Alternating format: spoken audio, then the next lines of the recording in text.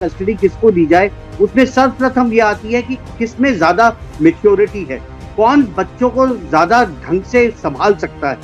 कौन ऐसी परिस्थिति में है जो बच्चों की एजुकेशन का ध्यान रख सकता है। इकोनॉमिक ग्राउंड एक क्राइटेरिया है, पर ये सोल ग्राउंड नहीं है। जैसे आप क्रिमिनल लॉ में देखते हैं कि सर्कमस्टेंशियल एविडेंस है, तो सर्कमस्टेंशियल एविडेंस पे सजा तो हो सकती है, but it can't be the sole ground. मतलब वो सोल ग्राउंड नहीं बन सकता,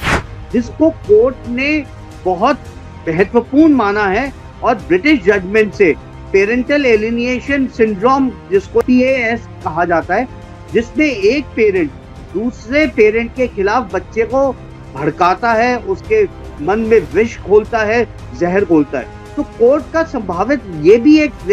रहता है कि बच्चे का निर्णय जाते वक्त वो ये देखने की कोशिश करते हैं, वो पर्दे हटाते हैं कोर्ट में कि कहीं बच्चा इस PAS से प्रभावित तो नहीं है। माता पिता के बीच में किसको चूज करे, वो किसकी तरफ उस लक्ष्मण रेखा को लांग करके किसकी तरफ जाए। तो मुझे लगता है ऐसी परिस्थितियों में जहां बच्चे को एक पेरेंट प्रभावित कर रहा है, दूसरे पेरेंट के प्रति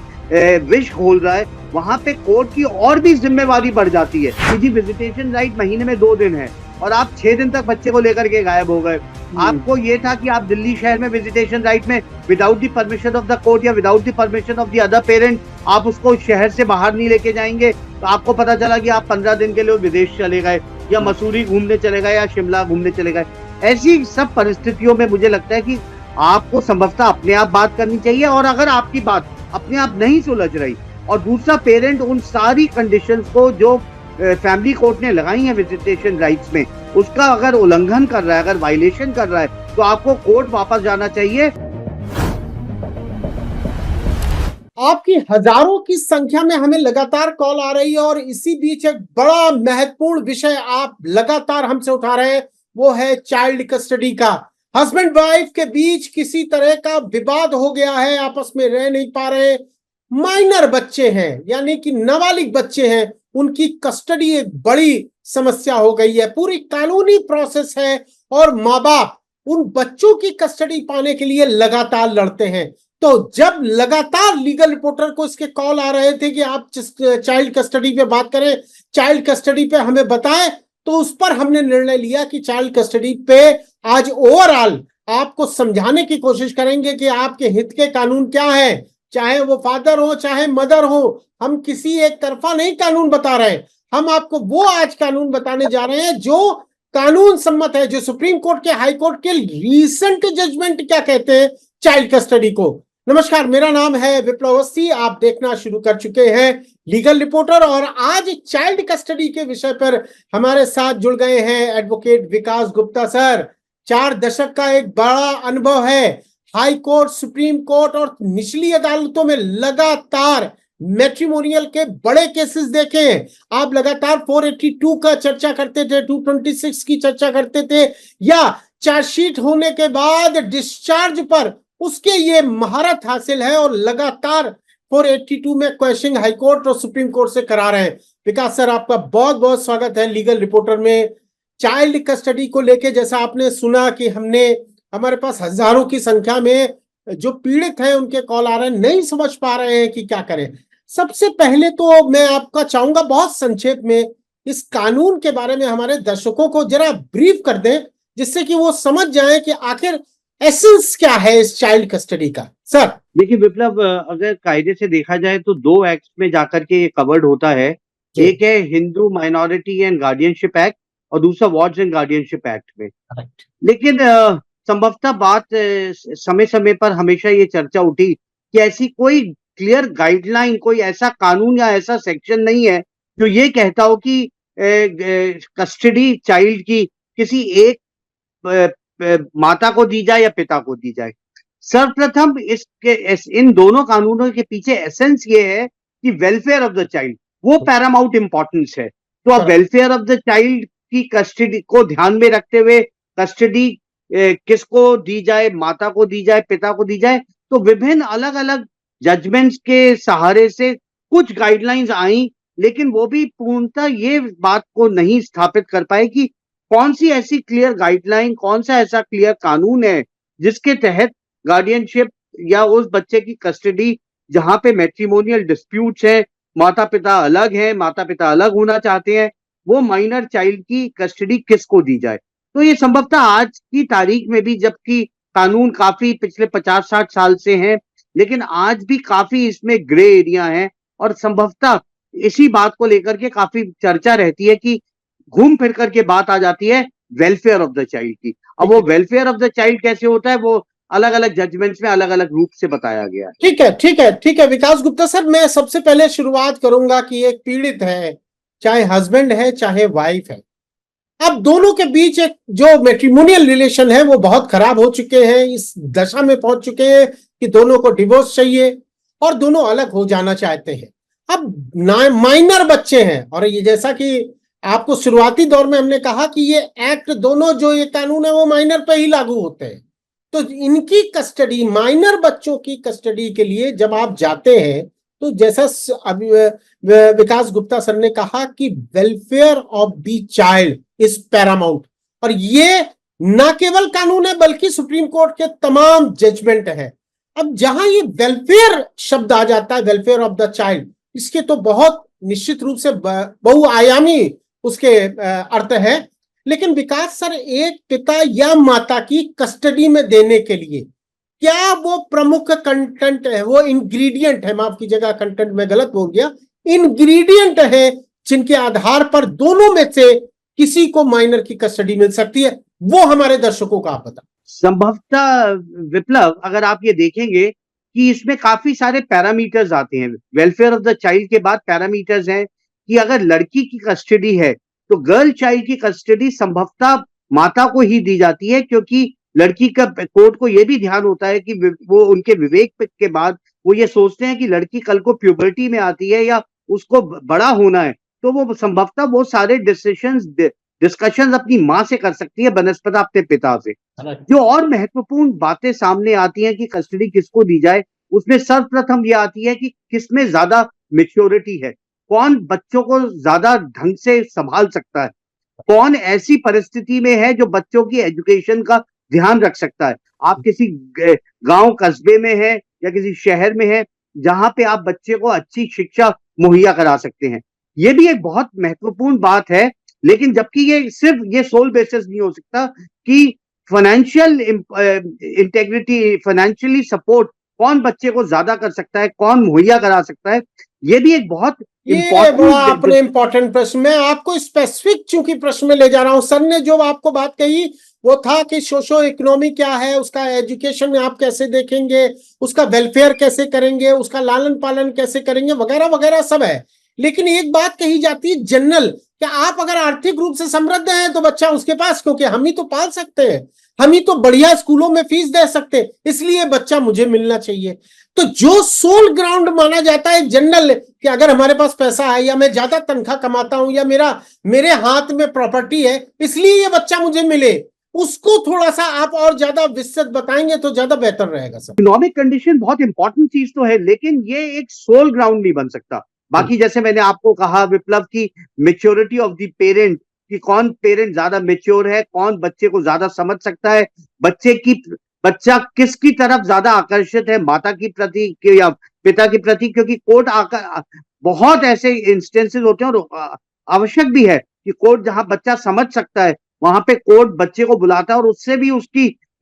इच्छा जाहिर की जाती है कि आप अपनी इच्छा बताइए कि आप कहाँ पे जाना चाहते हैं, आप माता के साथ रहना चाहते हैं, पिता के साथ। तो ये कॉम्बिनेशन ऑफ इवेंट्स है, कॉम्बिनेशन ऑफ सर्कमस्टांसेस है, जिसके बेसिस पे कोर्ट अपने विवेक से फिर ये निर्णय लेता है कि बच्चे को माँ के पास भेजा जाए या पिता के पास रहने दिया ठीक है, ठीक है, ठीक है। बच्चे की इच्छा,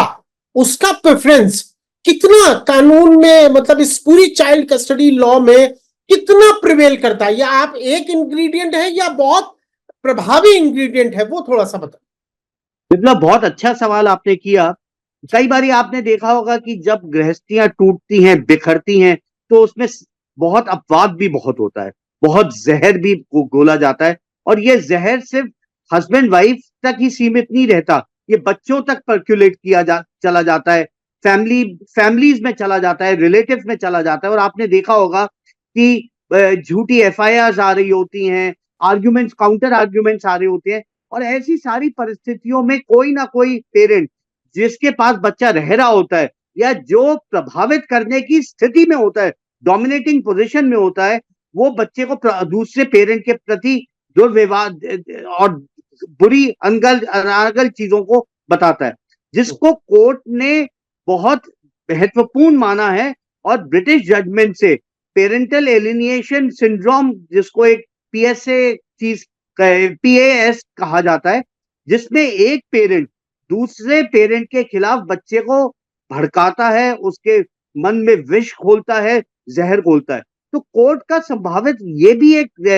रहता है कि बच्चे का निर्णय जाते वक्त वो ये देखने की कोशिश करते हैं, वो पर्दे हटाते हैं कोर्ट में कि कहीं बच्चा इस पीएएस से प्रभावित तो नहीं है, कहीं वो पेरेंटल एलिएशन सिंड्रोम, एक पेरेंट जो सफर कर रहा है और वो बच्चे को प्रभावित करने की कोशिश कर रहा है, क्या वो उससे बच्चा प्रभावित तो नहीं है, और क्या उसके वो डिसीजंस उससे प्रभावित तो नहीं है। ठीक है। मैं क्या साधारण शब्दों में जो आपने बात कही, मैं अपने दर्शकों को समझाना चाहूंगा और आपसे भी एक बार क्रॉस क्वेश्चन ले लेता हूं। जिस पेरेंटल एलिनेशन सिंड्रोम पीएएस की आपने बात कही, क्या इसका रेफरेंस ये है कि माता पिता के बीच झगड़ा हुआ, माइनर बच्चा है माँ के पास, अब उस माँ ने बच्चे को इतना विदूषित कर दिया, उसका दिमाग उसके पिता के खिलाफ, वो लगातार उसके झूठे आरोप लगा रही है, या पिता का ऐसी शक्ल बना रही है बच्चे के सामने कि बच्चा धीरे धीरे अपने पिता से न केवल दूर हो बल्कि घृणा करने लगे। और जब बच्चे से अदालत के सामने बयान दर्ज हो, यानी कि उसका प्रेफरेंस दर्ज हो, तो वो निश्चित रूप से मां की तरफ चला जाए। तो पीएएस का क्या ग्राउंड इस कंडीशन में पिता उठा सकता है कि आपने साहब मेरे बच्चे को पेरेंटल एलिनेशन सिंड्रोम के कारण उसे ऐसा मानसिक रूप से ग्रसित कर दिया कि वो अपना निर्णय लेने में सक्षम ही नहीं है। डॉक्टर साहब बिल्कुल सर, विप्लव, आपने you hit the nail on its head. बिल्कुल यही आप जो मैं आपको बता रहा था जजमेंट के बारे में, आपने बड़े सरल और स्पष्ट शब्दों में अपने व्यूअर्स को ये बताने का, बहुत मुझे लगता है इससे बढ़िया स्पष्टीकरण नहीं हो सकता, शायद मैं भी नहीं इससे बढ़िया सरल शब्दों में आपको समझा सकता। बिल्कुल यही आपने सही कहा कि एक पेरेंट जिसके पास कस्टडी है या जो डोमिनेंट पोजीशन में है उस वक्त, वो दूसरे माता या पिता के प्रति ऐसा विष घोलता है कि जब बच्चे की प्रेफरेंस ली जाए तो बच्चा उससे प्रभावित हो। मैंने जब शुरुआती में ये कहा था कि कोर्ट जब आप पीएएस का ग्राउंड उठाते हैं तो कोर्ट उन परतों को हटाता है और उनके पीछे जाने की कोशिश करता है और देखता है कि कहीं बच्चा उससे प्रभावित तो नहीं है। और ऐसी एक परिस्थिति आ जाती है, क्योंकि ये बहुत महत्वपूर्ण स्थिति बच्चे के निर्णय में होती है, क्योंकि बच्चा ये नहीं डिसीजन ले पाता कि वो माता पिता के बीच में किसको चूज करे, वो किसकी तरफ उस लक्ष्मण रेखा को लांग करके किसकी तरफ जाए। तो मुझे लगता है ऐसी परिस्थितियों में जहां बच्चे को एक पेरेंट प्रभावित कर रहा है, दूसरे पेरेंट के प्रति विष घोल रहा है, वहां पे कोर्ट की और भी जिम्मेवारी बढ़ जाती है। और इसीलिए विप्लव, ऐसी गाइडलाइंस लिखित गाइडलाइंस नहीं हो सकती। आप ये विजडम कोर्ट के हाथों से लेकर के 4 लाइनों में नहीं लिख सकते कि ये आप बॉक्सेस को आप टिक नहीं कर सकते कि ये टिक मैंने कर दिया और इसका सम टोटल पॉजिटिव आया या नेगेटिव आया तो ये डिसीजन हो गया, क्योंकि आफ्टर ऑल ह्यूमन बिहेवियर है और कोर्ट का कहीं ना कहीं इन ऐसे मैटर्स में, बड़े संवेदनशील मैटर्स में। करेक्ट। जो मैं कई जजमेंट पढ़े हैं जिसमें सुप्रीम कोर्ट ने कहा, और विकास सर भी उस बात को लगातार कह रहे थे, आपको ये बात समझनी पड़ेगी, ये क्रिमिनल कोर्ट नहीं है, ये आपराधिक मामला नहीं है कि किसी ने किसी के को चाकू मार दिया और वो व्यक्ति मरता मरता बचा, अटेम्प्ट टू मर्डर का केस हो गया, एक ट्रायल चला, कोर्ट ने कहा कब मारा, कैसे मारा, आला कहां, और इस आधार पर उस पर ट्रायल किया गया। करेक्ट। लेकिन यहां चाइल्ड कस्टडी है, यहां जज साहब को बेहतर समझना, जानना, बूझना, बच्चे की साइकी, उसके माता पिता के पीछे का क्या बैकग्राउंड है, वो क्या चाहते हैं, यानी कि जब वो निर्णय करे तो वो एक कोई एस्पेक्ट नहीं है, कोई रूल रेगुलेशन नहीं है, उसके हाथ में बहुत सी चीजें होती हैं। और कहीं ना कहीं जब वो इस तरह का डिस्क्रिशन जजेस के पास आता है तो कभी कभी निर्णय सही भी हो जाते हैं और कभी गलत हो जाते हैं। विकास सर, आप तो इतने सीनियर एडवोकेट हैं, इतना लंबे समय से काम कर रहे हैं, क्या आप मानते हैं कि इस तरह की ह्यूमन चूंकि बिहेवियर से आपको टकराना है, तो कभी जजेस के फैसले अच्छे भी हो जाते हैं, पक्ष में भी हो जाते हैं, कभी उसी सर्कमस्टेंसेस में जजेस दूसरी तरफ चले जाते हैं। तो आपको क्या लगता है कि ये ह्यूमन एरर है, या एक तरह से कह सकते हैं कि दूसरे के साथ तो नाइंसाफी हो गई ना? मतलब क्या है कि इसको एक आप ना मशीन के ढांचे की तरह नहीं देख सकते कि एक डाई आपने मशीन में बनाई और अगर आपको एक वस्तु का प्रोडक्शन करना है तो आपने हर वो डाई से वही प्रोडक्ट बार बार निकल के आएगा। आप ये जानते हैं कि आफ्टर ऑल जुडिशरी जो है वो भी इंसान ही समाज से उठ करके वकील या उठ करके जजेस बन रहे हैं। तो कहीं ना कहीं कभी मुझे लगता है कि गलत डिसीजन हो सकता है, लेकिन अमूमन तौर पे जजेस कैन सी थ्रू। मैं आपको एक सही बात बताऊं कि आप अपना एविडेंस झूठा या सच्चा कोर्ट में लेके आ सकते हैं, लेकिन जो एक जज न्याय की कुर्सी पे बैठा होता है वो संभवतः सी थ्रू कर सकता है, वो देख सकता है। और अमूमन इन केसेस में मैंने बहुत बार देखा है कि जजेस ने इन चेंबर प्रोसीडिंग्स करी है, चेंबर में बच्चे को लेके गए हैं बिना माता पिता के, उनसे बहुत फ्रेंडली एनवायरनमेंट लेकर के बच्चे के साथ जजेस ने काउंसलर्स को भी बुलाया है साथ में, काउंसलर्स ने जज के सामने बच्चे के साथ बड़े मन की बात करी है और वो टटोलने की कोशिश की है, संभवतः वो सच्चाई जानने की कोशिश करी है जो एक पेरेंट आकर के यहाँ झूठ बोलने की कोशिश कर रहा होता है। तो मुझे लगता है कि ये फैमिली कोर्ट्स हैं जहां पर जजेस एक ह्यूमन टच लेकर के आते हैं, क्योंकि जब तक वो इस ह्यूमन टच को नहीं लेकर के आएंगे तो मुझे लगता है संभवतः आपने बहुत सही बात ये कही कि ये कोई एक नॉर्मल सिविल या क्रिमिनल कोर्ट नहीं है, ये संभवतः एक फैमिली कोर्ट है। और कोर्ट की शुरुआती दौर से हमेशा ये प्रयास होता है, जब आप डिवोर्स प्रोसीडिंग्स भी लेकर के आते हैं तो संभवतः पहली बार कोर्ट आपको सीधे मीडिएशन में भेजता है। वो कोई प्रोसीडिंग आपको नहीं कहता कि आप अपना WS फाइल करिए, वो कहता है आप ज्यादा से ज्यादा समय लीजिए, आप मीडिएटर के पास जाइए, काउंसलर के पास जाइए। और जो आप, क्योंकि हमारे यहाँ पे एक शादी एक कॉन्ट्रैक्ट नहीं है विप्लव, एक सैक्रोसेंट रिलेशनशिप है, ये 7 जन्मों का नाता है। ये कोई कॉन्ट्रैक्ट नहीं है कि आप रहे 5 साल बाद आपने कॉन्ट्रैक्ट को खत्म किया और कॉम्पनसेशन दिया और चले गए। संभवतः कोर्ट का भी पूरा इस तरह से ये ध्यान रहता है कि आपकी अगर शादी में ट्रबल है तो मीडिएटर के पास भेजते हैं और आपको एक लंबे से लंबा समय देते हैं कि आप काउंसलर से जाकर के अपने विवादों का स्पष्टीकरण कर सके, आप उनको सुलझा सके और वापस मैट्रिमोनियल होम में एक रिलेशनशिप में वापस लौट सके। ठीक है, मैं मान लिया अगर by the way husband wife के बीच झगड़ा है, बच्चा माँ के पास है, पिता परेशान है और फैमिली कोर्ट में गया कस्टडी के मामले में, और जहां आपने कहा मान के चलिए कि PAS जैसी व्यवस्था है जहां पेरेंटल एलिनेशन सिंड्रोम PAS के अंतर्गत मां ने बच्चे को इतना पिता के खिलाफ भर दिया है कि वो गया, उसने प्रेफरेंस अपनी मां को बोला, कहा नहीं मैं तो अपने पिता के साथ नहीं जाना चाहता हूं। अब इस फैमिली कोर्ट ने उसके पक्ष में यानी कि मां के पक्ष में आदेश दे दिया। विकास सर, क्या पिता का उस समय से फैमिली कोर्ट के उस ऑर्डर से क्या माना जाए कि वो निगेटिव हो गया और उसको कभी कस्टडी मिल ही नहीं सकती? क्या विकल्प हो सकते हैं? नहीं विप्लव, जो सबसे इंपॉर्टेंट चीज है कि ठीक है कस्टडी तो एक के पास ही रहेगी, दोनों के पास नहीं हो सकती संभवतः, ये बात को तो समझना पड़ेगा ही। वो या माता हो या पिता हो, कस्टडी तो एक के पास ही जाएगी और वो भी सर्कमस्टेंसेस देखी जाएंगे कि बच्चे की उम्र क्या है, सेक्स क्या है, बच्चे की परवरिश के लिए जो धनराशि चाहिए या जो स्कूल जो एजुकेशन चाहिए, पेरेंट की मेच्योरिटी, ये तो एक अलग चीज हो गई। लेकिन आप किसी भी माता या पिता से उसके विजिटेशन राइट्स नहीं ले सकते कि जो बड़ा उसका इंपॉर्टेंट। अपना अपना खून जो है, आप ऐसा नहीं कर सकते कि आपने कस्टडी माँ को दे दी या बाप को दे दी तो आप माँ को बच्चे से नहीं मिलने देंगे या बाप को बच्चे से नहीं मिलने देंगे। आप ऐसा नहीं कर सकते। आप विजिटेशन राइट देते हैं कि आप उसी शहर में हैं तो हफ्ते में एक बारी कुछ घंटे आप मिलेंगे, या दूसरे शहर में हैं तो आप उनसे कुछ दिनों के लिए मिलेंगे। या कोर्ट इतना तक करती है कि गर्मियों की छुट्टियां होती हैं, संभवतः आपको तो पता ही है हमारे यहाँ स्कूलों में महीनों 2 महीने की गर्मियों की छुट्टियां रहती हैं, तो कोर्ट ये भी कहती है कि आप 2 महीने अपने माता के पास या पिता के पास, जिसके पास आपकी कस्टडी नहीं है, आप उसके पास जाके रह सकते हैं। क्या सर विजिटेशन राइट की निश्चित रूप से आपने बात की, उनका कानूनी अधिकार है, माता हो या पिता हो, बच्चा चाहे माँ के पास चला जाए पिता के पास चले जाए, आपके पास विजिटेशन राइट है। और होता क्या है, फैमिली कोर्ट से आप बाहर जाते हैं तो आपको लगता है अरे अब क्या होगा, अब तो हमारे पास अधिकार खत्म ही है, हम तो चाइल्ड कभी हमें मिलेगा ही नहीं, जबकि हो सकता है आप उसका वेलफेयर ज्यादा अपेक्षाकृत अपने पति या पत्नी के अपेक्षाकृत आप ज्यादा बेहतर रख सकते हैं। एक तो अपील की, एक तो क्या व्यवस्था है विकास सर वो बता दीजिए, और दूसरा विजिटेशन राइट,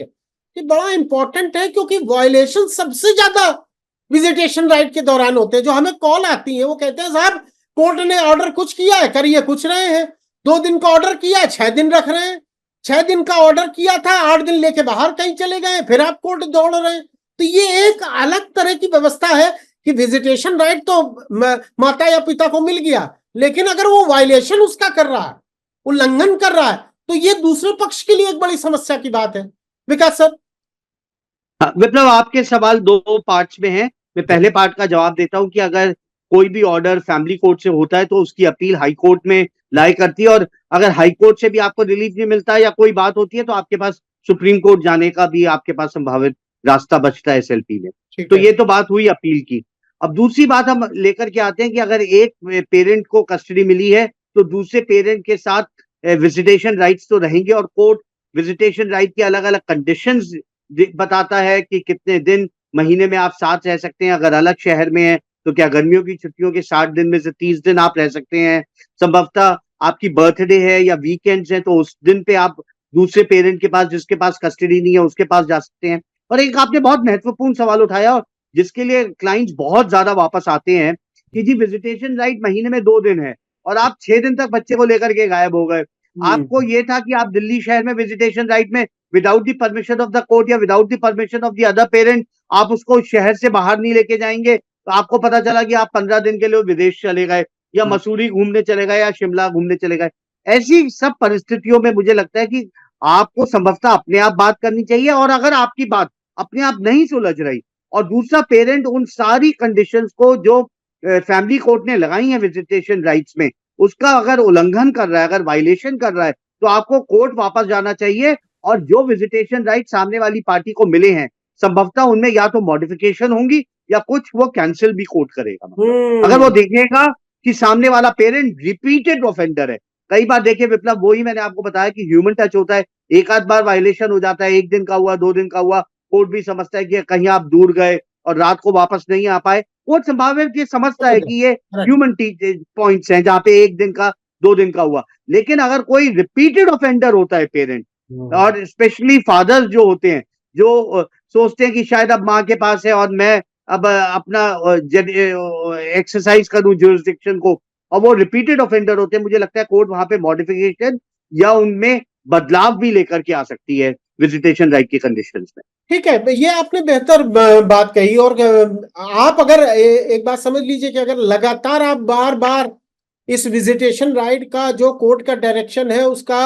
कहीं ना कहीं उसका दुरुपयोग कर रहे हैं या उसे बार बार वायलेट करने की कोशिश कर रहे हैं, वो आपके अगेंस्ट में जाएगा, ये आप समझ लीजिए। ठीक है, दूसरी पार्टी को प्रॉब्लम हो सकती है, उसको कोर्ट में जाना पड़ेगा, लेकिन दूसरी पार्टी के पक्ष में ये भी है कि देख लीजिए साहब ये हो रहा है, आपके आदेश का ये हो रहा है। अच्छा, एक मैं लास्ट बिल्कुल आपसे अंतिम में क्वेश्चन लूंगा कि आपको क्या लगता है ये बच्चे की कस्टडी को लेकर ये जो झगड़ा है माँ बाप के बीच में, पति पत्नी के बीच में, ये ज्यादातर उस इफेक्ट बच्चे के लिए निश्चित रूप से अफेक्शन ही होगा, लेकिन क्या पिता ये सोच रहा है कि अरे चलो माँ के पास ही है, या माँ ये सोच पा रही है कि चलो कोई बात नहीं मेरे पास नहीं है तो पिता पाल रहा है उसे, या ये एक ईगो की बड़ी लड़ाई है जो कोई भी माता पिता हारना नहीं चाहता है। अगर वो आर्थिक रूप से समृद्ध है तो उसे लगेगा कि बच्चा तो मेरे ही पास रहना चाहिए, तुम्हारे पास क्यों रहेगा। विप्लव, बहुत स्पष्ट शब्दों में इस कठिन जटिल प्रश्न का उत्तर नहीं है। संभवतः ये उत्तर एक्सपीरियंस से, जो मेरे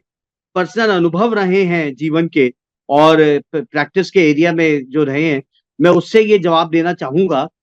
कि ईगो तो एक बहुत इंपॉर्टेंट, एक बहुत बड़ा अहम रोल आ जाता है, क्योंकि आज के समय में दोनों ही माता और पिता संभावित उतने ही सक्सेसफुल हैं मेट्रो शहरों में, और संपन्न भी हैं, दोनों ही कमा रहे हैं, अच्छी नौकरियों में हैं, और संभवतः कई जगह ऐसा भी पाया है कि जो माता है वो पिता से कहीं ज्यादा प्रोफेशनल फील्ड में आगे है, not in terms of money but status और डिग्निटी में भी। मतलब तो एक ये बहुत बड़ा महत्वपूर्ण इशू आ जाता है कि जब माता पिता झगड़े में आ जाते हैं तो वो बच्चे की कस्टडी रख करके डिमॉन्स्ट्रेट करना चाहते हैं कि वो बच्चे पे कंट्रोल भी रखना चाहते हैं और ये भी दिखाना चाहते हैं साथ के साथ समाज को कि वो ताकतवर भी हैं। ये एक डिमॉन्स्ट्रेशन है विप्लव, जो आप जो साइकोलॉजिकल एक वॉरफेयर माता पिता में हो जाता है, क्योंकि संभवतः अगर ये साइकोलॉजिकल वॉरफेयर और मेंटल वॉरफेयर ना हो तो मुझे लगता है कि कोई ऐसा रिलेशनशिप नहीं है जहां पे आपके अपने बच्चे हैं तो आप कभी सेपरेट या अलग होना चाहेंगे, क्योंकि कुछ ना कुछ घूम करके धुरी वापस बच्चों पर आ जाती है। और आपके छोटे मोटे जो होते हैं कि ये स्वाभाविक ही है कि मैट्रिमोनियल छोटी मोटी नोक झोंक झगड़े होते ही रहेंगे, ये सब परिवार में होते हैं। लेकिन जब आप सत्ता की इंक्लूडिंग तरफ जजेस बढ़ के जाते हैं, यहाँ जो फैसला कर रहे हैं उन्हीं जजेस के यहाँ भी ये सब होता है। एब्सोल्युटली। तो मुझे लगता है कि कहीं ना कहीं ये एक पावर स्ट्रगल भी है, पावर गेम भी है, माइंड गेम भी है। और जिस तरह से पूरी दुनिया में एआई का प्रभाव आता जा रहा है, मुझे लग रहा है माता पिता के लिए बच्चे भी और संतान भी एक एआई का विषय, एक इंटेलिजेंस का विषय, एक सत्ता का विषय ये बनता चला जा रहा है। ठीक है, बिल्कुल सही कहा आपने। और कहीं ना कहीं इसी के पीछे लड़ाइयां लंबी चलती रहती हैं। हालांकि उसके परिणाम यही है कि फिलहाल बच्चों को तो निश्चित रूप से प्रभाव पड़ता है, लेकिन फिर भी क्या करें, जो माता पिता एक दूसरे के साथ जो बच्चों का अफेक्शन है उसको नहीं रोक पाते, इसीलिए अदालत का सहारा लेते हैं। विकास सर, बहुत बहुत शुक्रिया, बहुत बहुत धन्यवाद। आपने बेहतर चाइल्ड कस्टडी के बारे में जो नॉलेज दिया, हमारे दर्शक निश्चित रूप से लाभान्वित होंगे। इसी वीडियो के नीचे लगातार फोन नंबर और हमारी वेबसाइट www.justnyaya.com चल रही है। फिर भी आपका कोई प्रश्न रह जाता है, कोई कानूनी परामर्श आप चाहते हैं तो हमसे संपर्क कर सकते हैं। बहुत बहुत शुक्रिया, बहुत बहुत धन्यवाद, नमस्कार। लीगल रिपोर्टर के सभी वीडियो को देखने के लिए लीगल रिपोर्टर को सब्सक्राइब करके बेल आइकन बटन जरूर दबाएं।